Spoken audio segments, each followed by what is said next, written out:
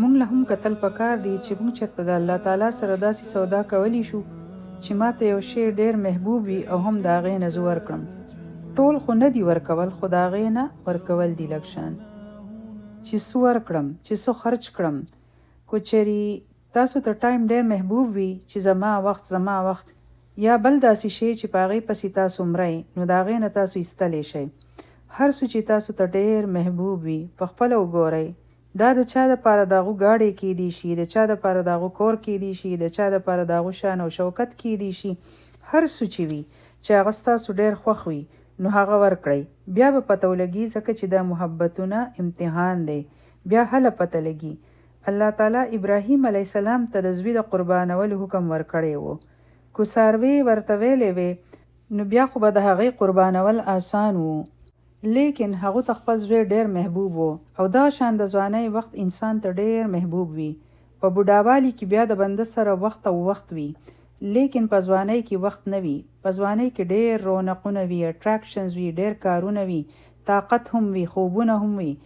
نو انسان هغه وخت خپل وخت الله تعالی له ورکول نه غواړي، او الله تعالی ټول غوښتلی هم نه دی، لیکن 100% خو تاسو هغو له ورکړئ که نه.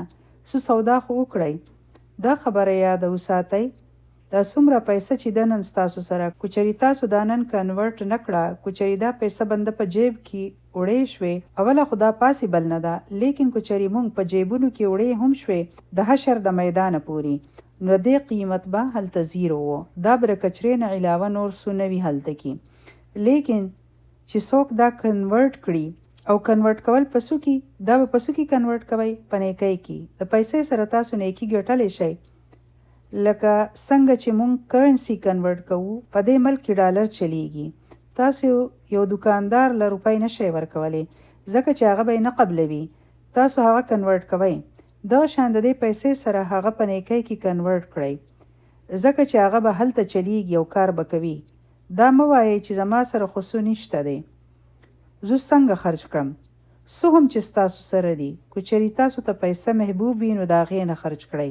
د چا لږه هم د الله تعالی سره لوی مقام بیا مومي، نو د بیکاره څیزونو د الله په لاره کې د ورکولو په ځای، ټیک ده چې تاسو زړې جامې ورکوئ نو هغه جدا خبره ده، لیکن کو تاسو پوره نیکي ګټل غواړئ نو نن تاسو ته دا فیصله کول دي چې هغه څه شی دی چې ماته ډېر محبوب دی، او د هغې نه تاسو څومره ورکولی شئ. که زړه مو غواړي او که نه غواړي، خو بیا هم زړه راضي کول دي د الله تعالی دپاره، ځکه چې الله تعالی د چا ګیدي نه بلکې هغې واپس کوي. ګنې د دې نه بغیر د نیکۍ اصلي حقیقت ته نشئ رسېدی.